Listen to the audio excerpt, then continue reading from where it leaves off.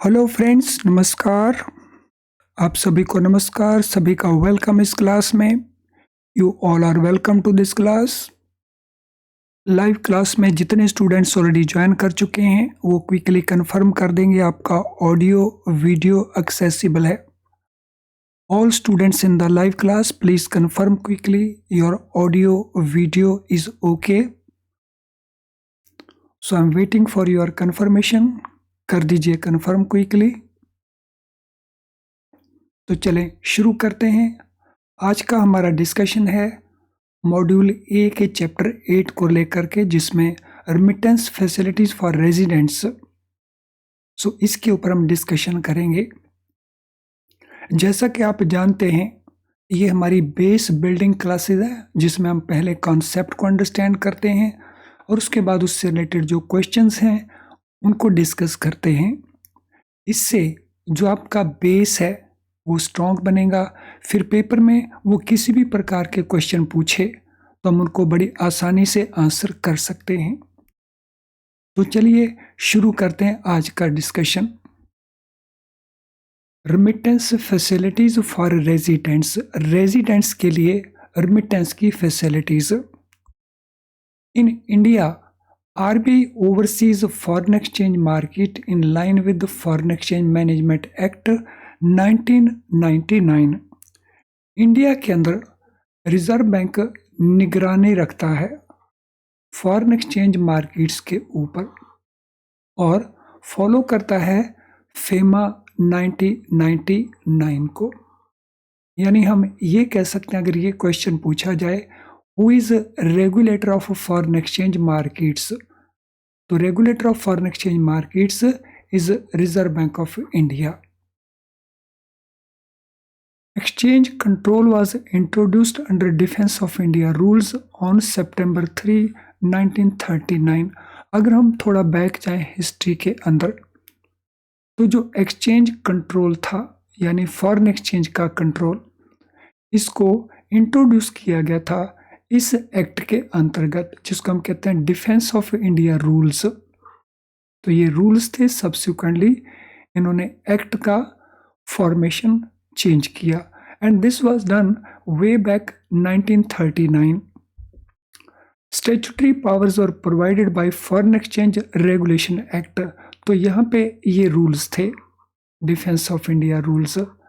Subsequently statutory powers provide की गई by passing foreign exchange regulation act of 1947 और फिर इसको अमेंड किया गया, रिप्लेस कर दिया गया bye foreign exchange regulation act 1973।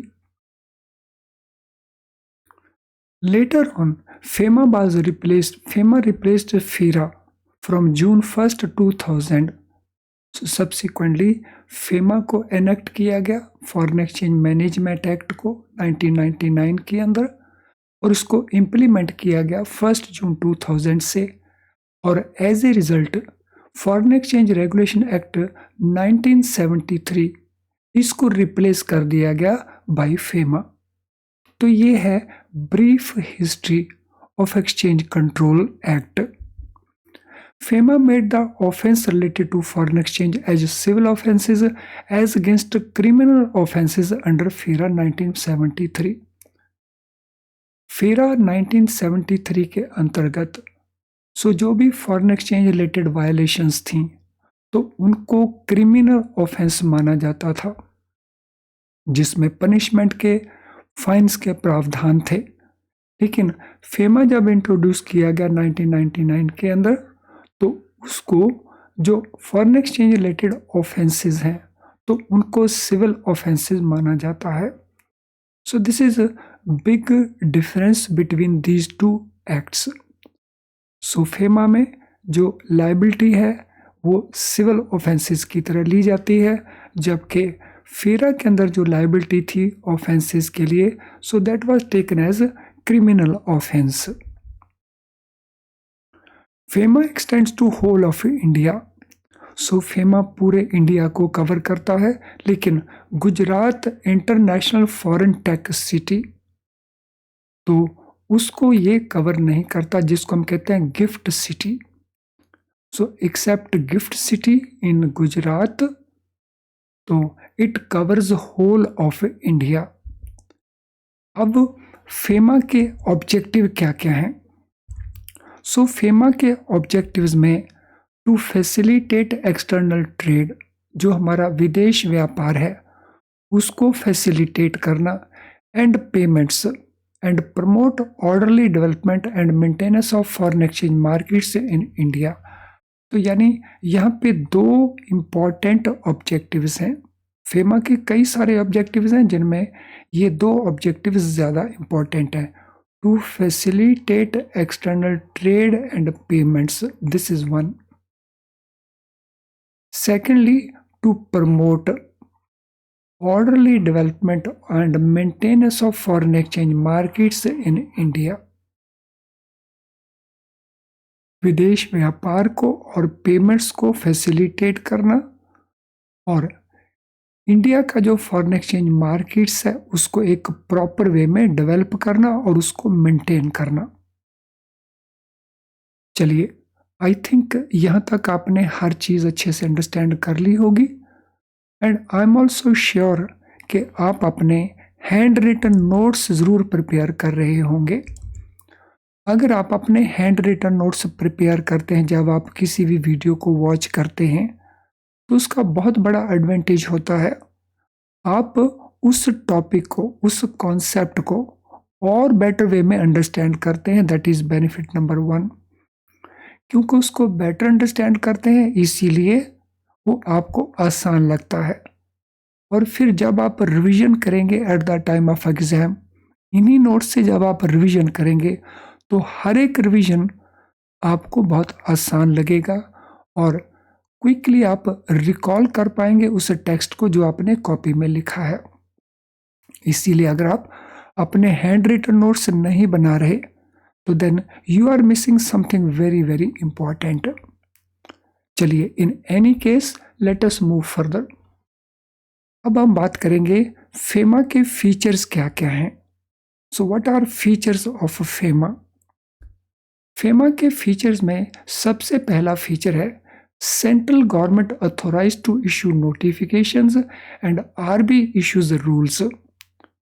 तो एक होते हैं नोटिफिकेशंस और एक होते हैं रूल्स।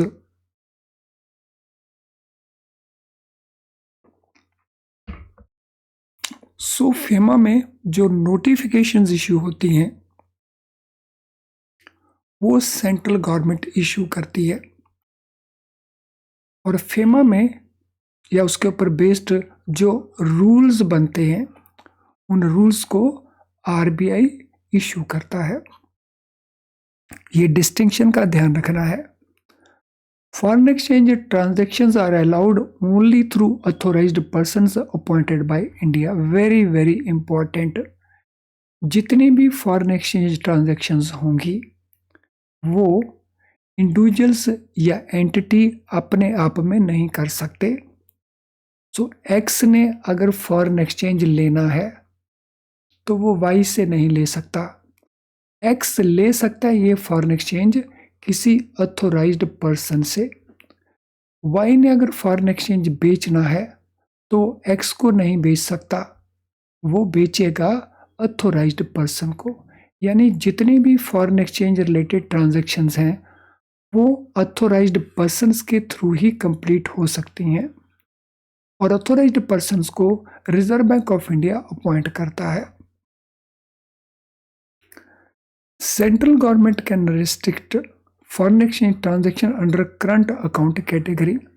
अगर सेंट्रल गवर्नमेंट चाहे कि करंट अकाउंट कैटेगरी की जो ट्रांजैक्शंस हैं उनके ऊपर सेंट्रल गवर्नमेंट रिस्ट्रिक्शन इम्पोज करती है, तो दो तरह की ट्रांजैक्शंस होती हैं। एक जिनको हम कहते हैं करंट अकाउंट कैटेगरी की ट्रांजैक्शंस, फॉरेन एक्सचेंज में जितना भी लेन देन है जिनको हम कहते हैं फॉरेन एक्सचेंज ट्रांजैक्शंस, वो दो में से किसी एक कैटेगरी में फॉल करती हैं।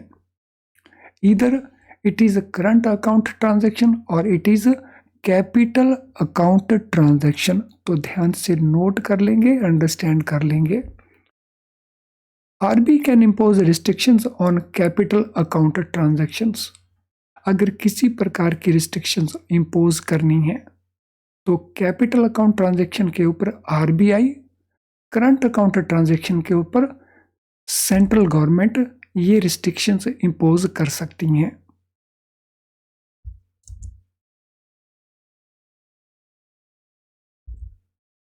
ऑथोराइज्ड पर्सन्स क्या होते हैं? तो ऑथोराइज्ड पर्सन को अपॉइंट करता है रिजर्व बैंक ऑफ इंडिया, यानी ऑथोराइज करता है रिजर्व बैंक ऑफ इंडिया। और उसमें हमारे पास 4 टाइप के डिफरेंट पर्सन्स हैं। So these include number 1 authorised dealers, second these are money changers, 3 offshore banking units, and D any other person which RBI can authorized under section 10 to deal with foreign exchange or foreign securities। So reserve bank of India का ये power authorised persons को appoint करना, अगर question पूछा जाए कौन C section में है तो it is under section 10 of FEMA. और इसमें ब्रॉडली 3 तरह के लोग बताए गए हैं, एक ऑथोराइज्ड डीलर्स हैं, एक मनी चेंजर्स हैं और तीसरे ऑफशोर बैंकिंग यूनिट्स हैं। तो चलिए अब हम इसको आगे डिस्कस करते हैं। There are 3 types of authorised dealers. तो जब हम ऑथोराइज्ड डीलर्स की बात करें तो 3 तरह के ऑथोराइज्ड डीलर्स हैं। सो कैटेगरी 1 के ऑथोराइज्ड डीलर्स हैं, कैटेगरी 2 के ऑथोराइज्ड डीलर हैं और कैटेगरी 3 के डीलर्स हैं। तो हम इसको 3 पार्ट्स में बांट लेते हैं। तो A D category 1, A D category 2, A D category 3। A D category 1 में क्या है? Entities authorized by reserve bank of India to carry out all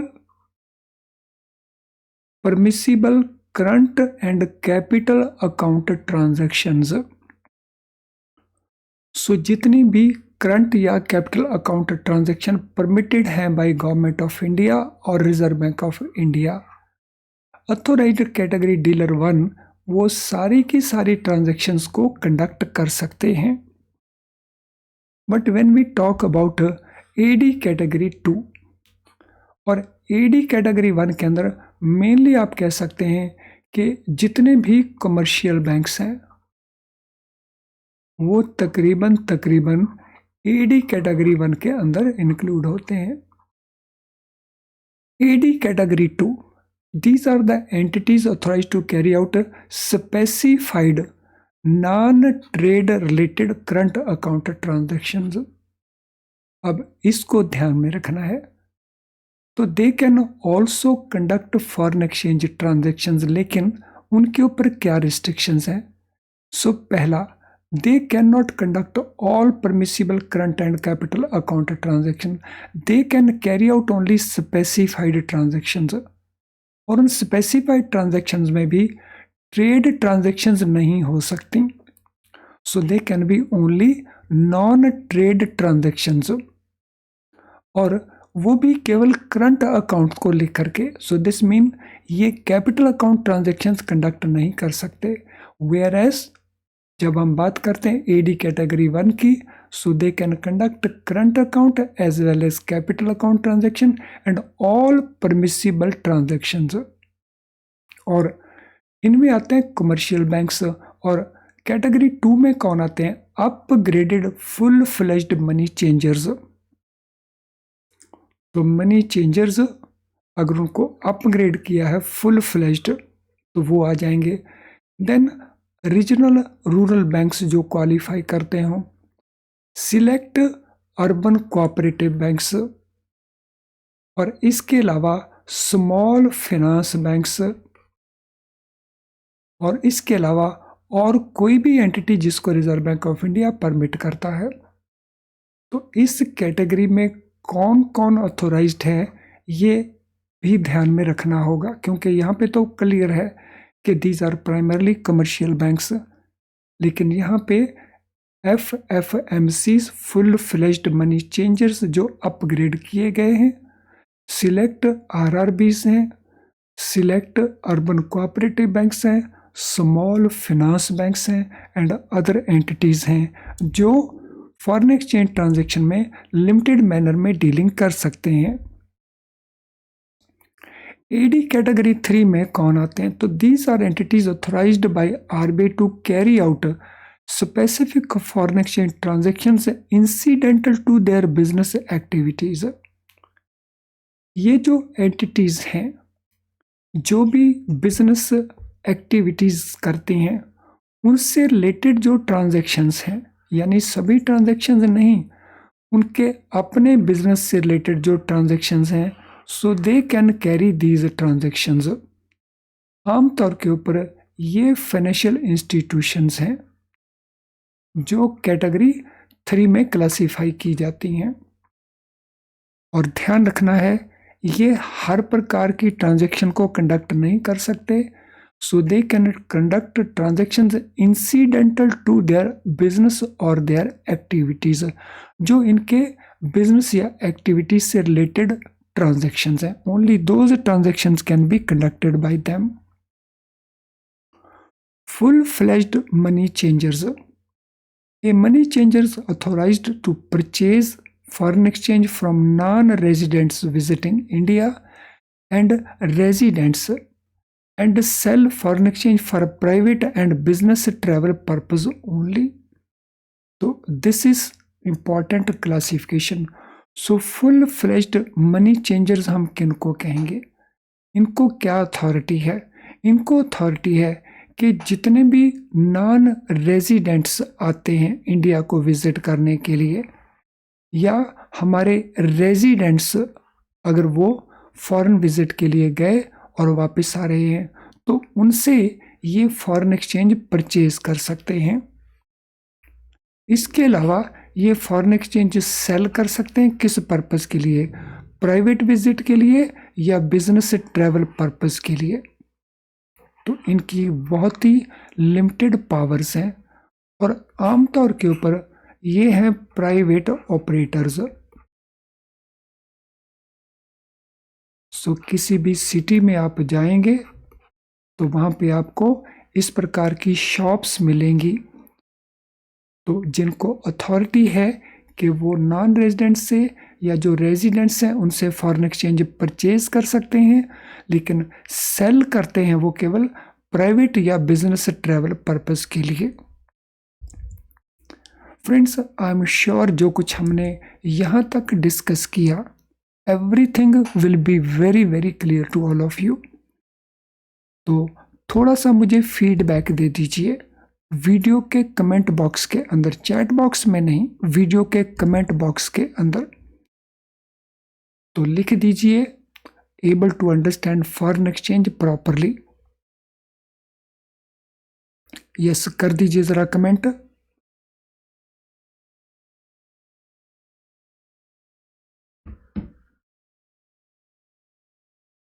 आपका ये कमेंट जब दूसरे स्टूडेंट्स पढ़ते हैं तो they feel motivated to watch the video and take benefit of the contents of the video. यानी आप कमेंट ऐड करके बहुत सारे स्टूडेंट्स की हेल्प कर रहे होंगे। नाउ कैपिटल अकाउंट ट्रांजैक्शन क्या होती हैं और करंट अकाउंट ट्रांजैक्शंस क्या होती हैं? First we talk about capital account transaction, a transaction which alters asset or liability including contingent liabilities outside India of a person resident in India or asset liability in India of persons resident outside India।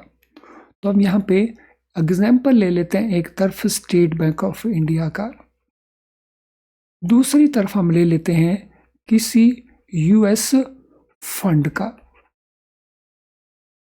SBI की asset liabilities अगर outside India, जिसको हम कहते हैं abroad, अगर SBI की asset liability में किसी प्रकार का चेंज आता है आउटसाइड कंट्री, आउटसाइड इंडिया, या कोई यूएस फंड है इसकी एसेट लाइबिलिटी किसी प्रकार का कोई चेंज आता है इन इंडिया, तो उन ट्रांजैक्शन को हम कहेंगे capital account transactions. For example SBI अगर लंदन के अंदर अपनी ऑफिस बिल्डिंग परचेज करता है तो आउटसाइड द कंट्री एसबीआई के एसेट में चेंज आई। इसी प्रकार से अगर कोई यूएस फंड इंडिया की किसी कंपनी में फॉरेन डायरेक्ट इन्वेस्टमेंट करता है तो उस यूएस फंड की एसेट लायबिलिटी पोजीशन इंडिया में चेंज हो रही है, तो इन ट्रांजैक्शन को हम कहेंगे कैपिटल अकाउंट ट्रांजैक्शंस। तो I am sure in example के साथ कैपिटल अकाउंट ट्रांजैक्शन क्या होता है इसको हमने ठीक से अंडरस्टैंड कर लिया होगा। आगे मूव करने से पहले हम अंडरस्टैंड करेंगे दिस इंपॉर्टेंट इंफॉर्मेशन। फ्रेंड्स, क्या आप अपना प्रिपरेशन IIBF बुक्स को यूज करके कर रहे हैं? If that is the issue तो then there could be certain problems you may be facing. So you find the books difficult to understand. In books में जो कुछ लिखा गया है, जैसे लिखा गया है, उसको अंडरस्टैंड करने में आप डिफिकल्टी महसूस करते हैं। बार बार आपको करना पड़ता है, फिर भूल जाते हैं, फिर करना पड़ता है। As a result lot of time is spent by you, और टाइम आपके पास पहले से कम है क्योंकि hold you are working in the bank. आप काफ़ी प्रैक्टिस करना चाहते हैं लेकिन किताब के हर एक चैप्टर के एंड के ऊपर जो प्रैक्टिस क्वेश्चन दिए हैं वो इतने कम हैं कि जिससे प्रॉपर प्रैक्टिस नहीं हो पाती, और एज ए रिजल्ट आपकी प्रॉपर प्रेपरेशन नहीं हो पाती। अब इसका सॉल्यूशन कहाँ पे है? इसका सॉल्यूशन है हमारे best quality low priced video lessons. इन वीडियो लेसन्स में जब हम कॉन्सेप्ट को सिंपल करके एक्सप्लेन करते हैं तो बहुत आसानी से आप उस कॉन्सेप्ट को अंडरस्टैंड कर लेते हैं, देर तक याद रख पाते हैं और बहुत क्विकली अंडरस्टैंड कर पाते हैं, इसलिए टाइम भी आपका सेव होता है। तो ये आपकी दोनों प्रॉब्लम्स ये वीडियो लेसन्स सॉल्व कर देते हैं और साथ में आप पूरे सिलेबस को कवर भी कर पाते हैं। हमारा क्वेश्चन बैंक जिसमें मल्टी चॉइस क्वेश्चंस बहुत सारे अवेलेबल होते हैं तो आपकी अच्छी प्रैक्टिस करवाते हैं, और पेपर के जस्ट पास में जा कर के हमारे जो मेमोरी रिकॉल्ड क्वेश्चंस हैं यानी प्रीवियस ईयर के क्वेश्चंस वो आपको गाइड करते हैं कि किस प्रकार के क्वेश्चंस पास्ट में पूछे जा चुके हैं, एंड अकॉर्डिंगली आप अपने फोकस को चेंज कर लेते हैं। अगर इतना कुछ इतना यूज़फुल अवेलेबल है तो why not to use it. फिर इसको यूज़ कहाँ पे करें? तो ये आपको मिलेगा हमारी ऐप के अंदर या ये मिलेगा हमारी वेबसाइट के थ्रू। सो हमारी वेबसाइट को इमीडिएटली लॉग इन करिए और इन कोर्सेज का बेनिफिट लीजिए। तो चलिए अब हम डिस्कस करेंगे वो क्वेश्चंस जो अभी तक डिस्कस हमने किया था उसके ऊपर बेस्ड है। So what replaced foreign exchange regulation act FERA in India? FERA को किसने रिप्लेस किया? डिफेंस ऑफ इंडिया रूल्स में, फॉरेन एक्सचेंज मैनेजमेंट एक्ट ने, फॉरेन एक्सचेंज रेगुलेशन एक्ट 1947 ने, या फॉरेन एक्सचेंज रेगुलेशन एक्ट 1973 ने? तो ये ऑप्शन तो दोनों खत्म हो रही है क्योंकि ये तो वही नाम है। अब हमारे पास ऑप्शन बची हैं ए और B. So defence of India rules ये तो बहुत पुराने हैं, 1939 के हैं, और ये 1999 के हैं, तो इन्होंने रिप्लेस कर दिया फेरा को। Question number 2, when did exchange control gate introduce under defence of India rules? Defence of India rules के अंतर्गत एक्सचेंज कंट्रोल कब इंट्रोड्यूस किए गए? जून 1, 2000 को, सितंबर 3, 1939 को, जून 1, 1973 को, जून 1, 1947 को। तो इनको कब इंट्रोड्यूस किया गया? आई थिंक इसका आंसर ऑलरेडी मैंने ऊपर लिख दिया है यहाँ पे। डिफेंस ऑफ इंडिया रूल्स इनको इंट्रोड्यूस किया गया था 3 सितंबर 1939 को। 47 में पहला फीरा आया और उसके बाद रिवाइज किया फीरा को 1973 के अंदर, और 1 जून 2000 से फेमा को इम्प्लीमेंट किया गया। तो यहाँ पे बड़े शॉर्ट में हमने चारों को अंडरस्टैंड भी कर लिया और अपने आंसर को भी ढूंढ लिया। तो option B is our answer. Which act provided statutory powers to exchange control in 1947, later replaced by FIRA 1973? हमने बताना उस एक्ट का नाम जिसने स्टैट्यूटरी पावर्स प्रोवाइड की एक्सचेंज कंट्रोल के लिए। Defence of India rules, foreign exchange management act, foreign exchange regulation act 1947 या फॉरेन एक्सचेंज रेगुलेशन एक्ट 1973। बहुत आसान सा क्वेश्चन है, आई एम श्योर बड़ी आसानी से आप इसको आंसर कर सकते हैं।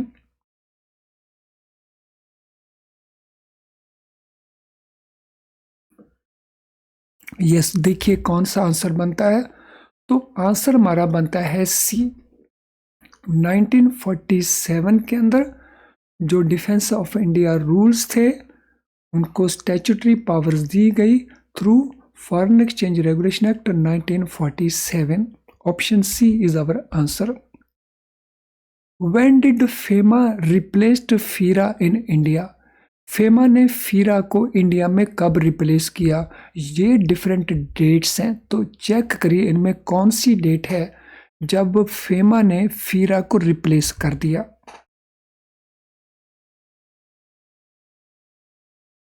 बहुत आसान आंसर है, आई एम श्योर आप सारे के सारे इसको बड़ी आसानी से आंसर कर सकते हैं। तो दिस इज फेमा, जून 1 2000 को। तो ये डेट है जब फीरा को रिप्लेस किया गया फेमा के द्वारा, यानी फेमा का जो इम्प्लीमेंटेशन डेट है that is 1 June 2000। What change did FEMA bring regarding offences related to foreign exchange compared to FIRA? अगर हम फॉरेन एक्सचेंज रिलेटेड ऑफेंसेस की बात करें और कंपेयर करें फेमा और फीरा को, तो फेमा ने क्या चेंज कर दिया जो फेमा में था? They remained criminal offences, they became non cognizable offences, so they became civil offences, या दे वर कंप्लीटली अबॉलिश्ड। तो क्या इंपॉर्टेंट चेंज दिया फेमा ने कंपेयर्ड टू फेरा?